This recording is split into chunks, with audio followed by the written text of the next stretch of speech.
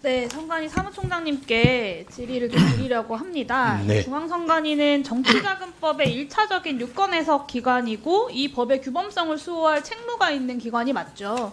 그렇습니다. 네, 그 선관위가 정치자금법뿐만 아니라 사실은 이제 정치관계법 전체의 규범력을 수호하는 것이 이제 기관의 존재 이유다라고 말해도 과언이 아닐 것 같은데요. 그런 어떤 존재 이유를 가지고 있는 선관위에게 유권 해석을 오늘 이 자리에서 좀 요청하려고 합니다. 조문에 대해서. 정치자금법 3조 1호를 보시면 기부라 함은 정치활동을 위하여 개인 또는 후원회 그 밖계자가 정치자금을 제공하는 일체의 행위를 말한다. 그리고 제3자가 그 밖의 이익을 제공하는 행위 등은 이를 기부로 본다라고 규정하고 있습니다. 이 정의 규정에 놓고 보면 정치자금의 범위에는 현금이나 유가증권뿐만 아니라 어떤 용역의 제공도 포함되지요. 그렇습니다. 네. 그리고 그 다음 정치자금법 2조 3항을 보시면 사적 경비로 지출하거나 부정한 용도로 지출하여서는 안 된다. 그리고 개인적인 채무의 변제 또는 대여도 사적 경비로 규정을 하고 있습니다. 이 정치자금법의 규율 대상이 수령한 정치자금에 대해서 어떤 방법으로 대가나 보상을 지불하는 행위도 사적 경비 지출이나 부정한 용도에 포함되는 것이겠죠? 네, 그렇습니다. 네. 그리고 정치자금법 32조 누구든지 각 호의 어느 하나에 해당하는 행위와 관련해서 정치자금을 기부하거나 받을 수 없다. 거기에 1호에 보시면 공직선거에 있어서 특정인을 후보자로 추천하는 일이라고 되어 있습니다. 여기서 특정인을 공직선거 후보자로 추천하는 사람이 어떤 지위에 있는지는 중요하지 않죠. 왜냐하면 앞에서 누구든지로 규정하고 있으니까요. 맞습니까? 네. 네. 그리고 정치자금법 45조 이 법에 정하지 아니한 방법으로 정치자금을 기부하거나 받은 자는 5년 이하의 징역 또는 1천만 원 이하의 벌금에 처한다. 라고 규정하고 있습니다. 이 법에 정하지 아니한 방법은 굉장히 좀 다종다양할 것 같은데 대표적인 거 한 두세 개 정도만 이야기해 주실 수 있을까요? 법에 정하지 않은 방법으로 정치자금을 수령하는 행위. 지금 법상으로 보면 그 허용된 범위 내에서 뭐 이렇게 열거되어 있는 그런 내용들이 있습니다. 그래서 그런 부분이 아닌 부분들이 지금 문제가 되는데 법상으로 지금 얘기하는 대로 언제 지금 그 구체적인 예를 들어 그냥 질의를 드리겠습니다. 저는 방금 이제 제가 유권 해석을 요청을 드렸고 사무총장님 뭐 이렇게 그거 자체가 법적인 구속력을 가지는 해석이라기보다는 여기에 대한 선관위의 기본적인 어떤 해석, 뭐 입장을 이렇게 들은 거고요. 저는 이른바 명태균 사태와 관련돼서 필요한 해석은 방금 선관위가 다 해주셨다고 생각합니다. 예, 다만 아까 누구든지에 대한 부분에서 포괄적으로 전부 해당하는 것은 아니고요. 그 누구든지를 해석할 때 그와 같은 이제 권한을 행사하거나 실질적인 관여도 당연히 그 전제가 깔린 저도 것인데. 알고 있습니다.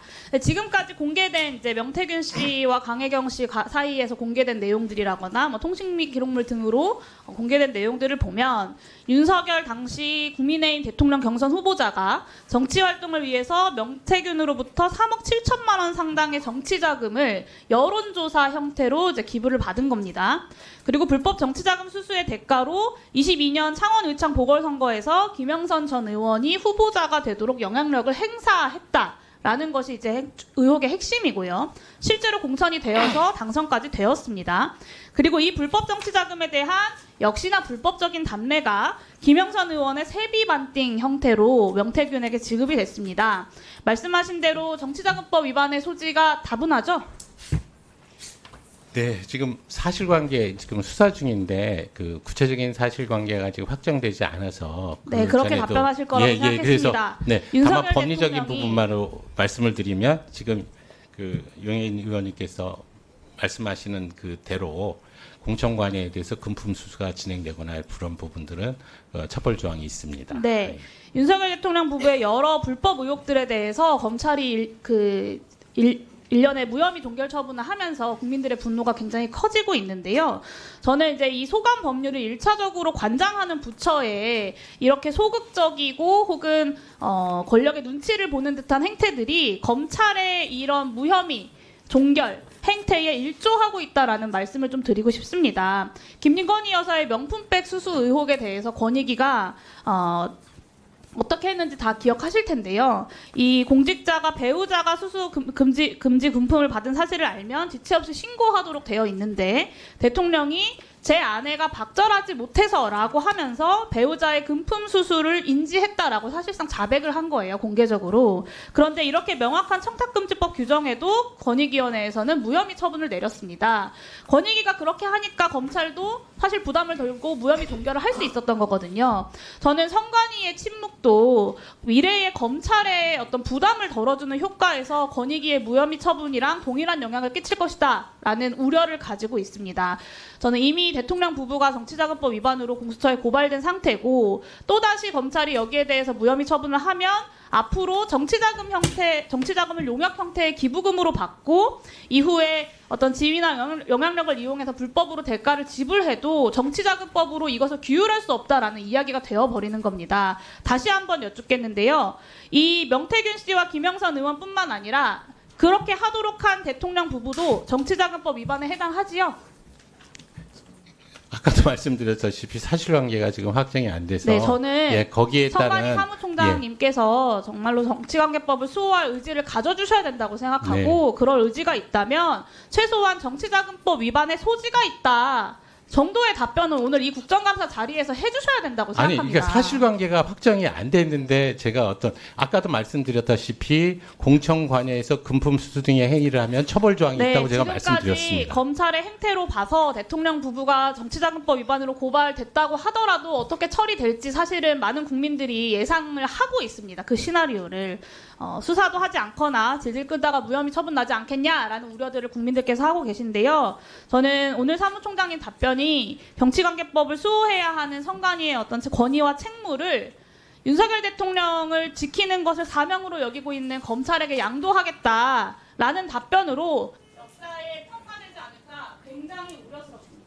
근데 의원님, 말씀 간단하게 드리겠습니다. 그러니까 저희가 가지고 있는 소위 조사 권한이라는 것은 사전 규제, 선거 관리에 대한 사전 규제에 초점이 맞춰져 있어서 후발적으로 이제 위법행위가 되는 경우에는 저희 조사권의 한계상 최고 수준이 고발입니다. 결국은 그런데 수사기관에 이미 고발이 돼서 수사가 진행 중인 사건이기 때문에 저희가 고발되지 않았다면 선관위가 이 사실을 인지했을 때 고발 조치하셨을 겁니까? 당연히 조사를 하는 게 원칙입니다. 그리고 그 조사에 따른 판단에 따라서 위법 여부가 위법하다라고 한다면 고발 조치를 취해야 되겠죠. 네. 이 사안에 대해서도 그렇게 판단하신다고. 아니, 그러니까 법리적으로는 그렇다는 말씀입니다. 감사합니다. 예, 수고하셨습니다. 다음